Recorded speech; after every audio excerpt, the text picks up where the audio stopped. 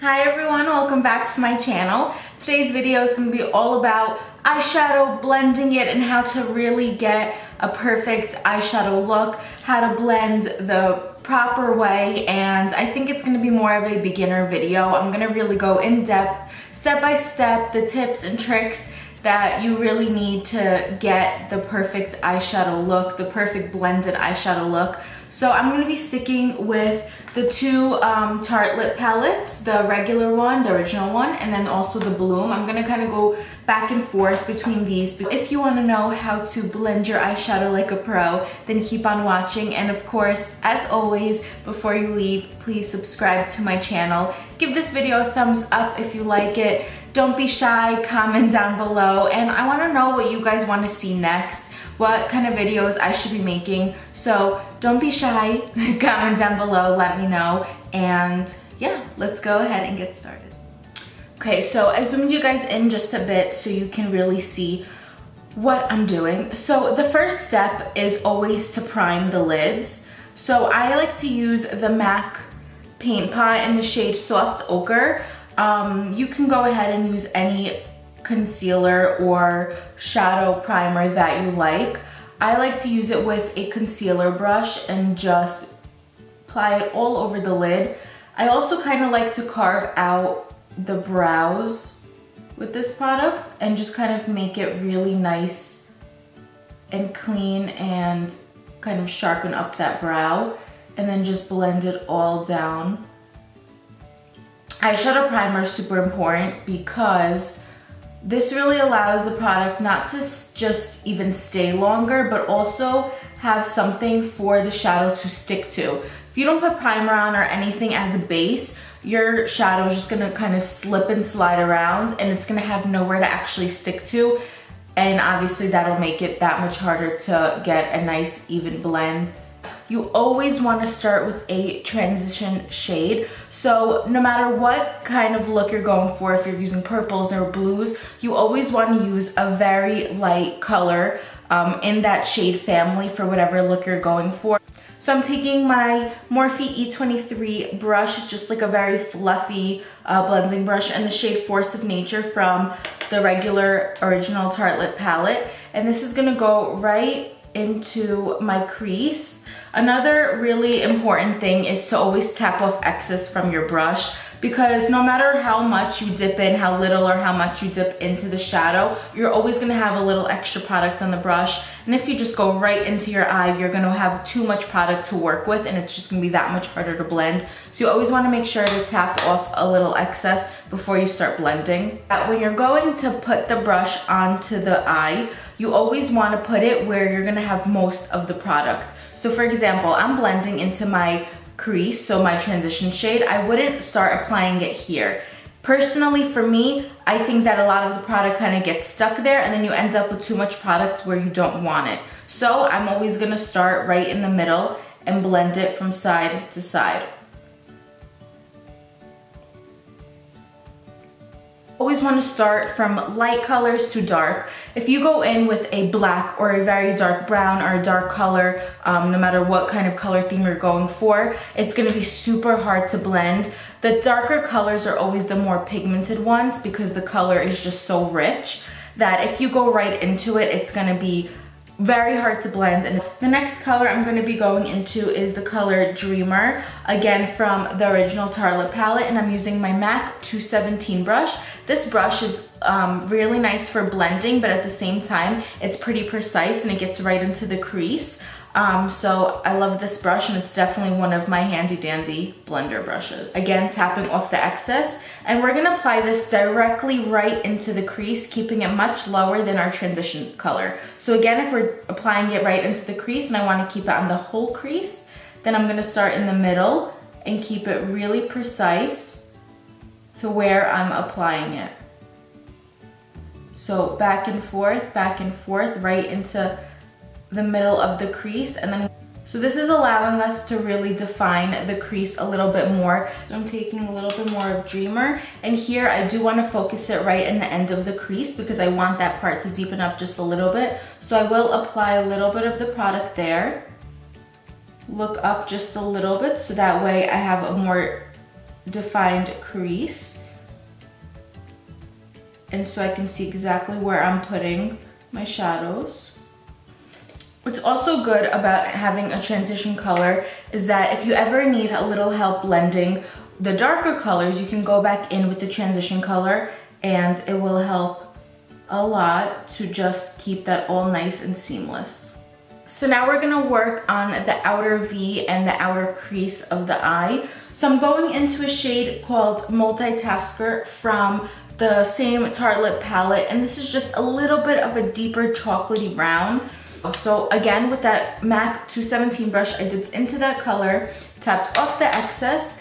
Since we're working right into the outer V of the eye and I want our shadow to really stay there and to be built up in that area, I'm gonna actually dab it exactly where I want it. As I was working, I decided that I wanted a more precise brush. So I am taking my Morphe E18 brush, same color, and just using a more precise brush to kind of pack that color on. Get it right into that outer V. Just get that nice darkness.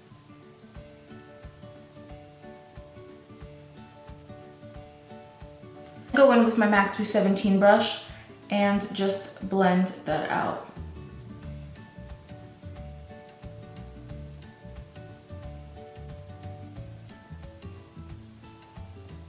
So again, back with my E18 brush, multitasker, tapping off excess, applying the product,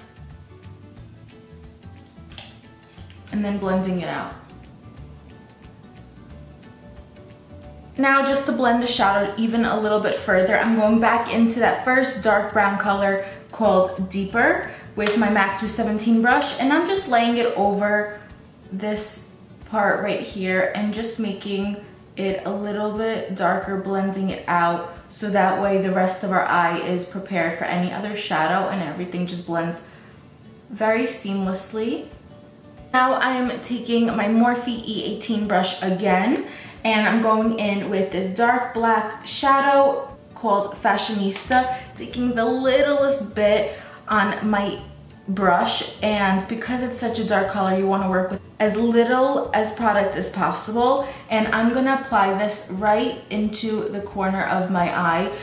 Because it's such a dark color, I'm gonna try my best to not even have to pick up a blending brush, and since we have prepped our eyes so much with other dark colors that we need so little of black to just darken the eye, so I'm gonna apply this. And again, this is only possible to do this because we have done already so many steps before this, working from lighter to darker colors. So I'm gonna go in with the Tarte in Bloom palette. I'm picking up the color Flower Child. It is more of a kind of chalky whitish pink color, but we'll go over it with some shimmer after. So don't worry if it looks too white or too bright in the moment. I didn't want to go right into shimmers because we have so many dark colors. I wanted to kind of build up that lightness so that we don't see any of that darkness peeking through the bottom. So I'm just kind of trying to bring back some lightness over here. And I'm patting more than I am kind of swiping with a flat brush. The more you pat, the more coverage you'll get from the shadow. Same thing with even foundation. If you pat it on, you build up the coverage. I'm gonna take the color Funny Girl. It's a nice kind of champagne-y gold, and I'm gonna really coat the brush.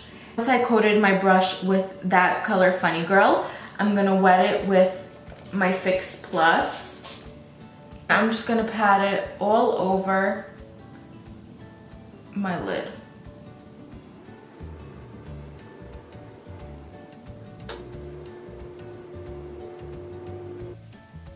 Just bringing that color into the inner corner. Just to make sure we're nice and blended right here where the shimmer color and the dark meet, I'm using my MAC 217 brush. I didn't add any more product, but I'm just kind of going right over where those two colors meet and just kind of bringing over some of the dark colors so we see a nice even fade. Our transition color, Force of Nature, and applying that under my eye. Then I'm going in with the color Dreamer in that same brush and working that just in the outer part of the eye. And we're gonna make sure to connect this part right here.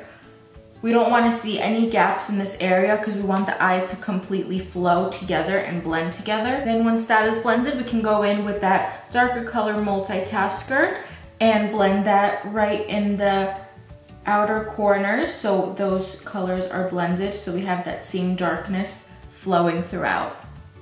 So that is all on blending the eyeshadows. We got a perfect blend starting from light to darker colors. I'm gonna go ahead and finish off the look, put on some eyeliner and some mascara, and I will be right back. Thing I forgot to do was my brow bone. So I want to keep it kind of light. I don't want to add too much shimmer because I have a lot of that on my lid, and then I also have some highlight going on. So I decided to go in with a shade called Smarty Pants from the Tartelette in Bloom. It's just a little bit lighter than our transition color, so that way there is some kind of contrast. And I'm really light-handedly kind of dusting over the brow bone.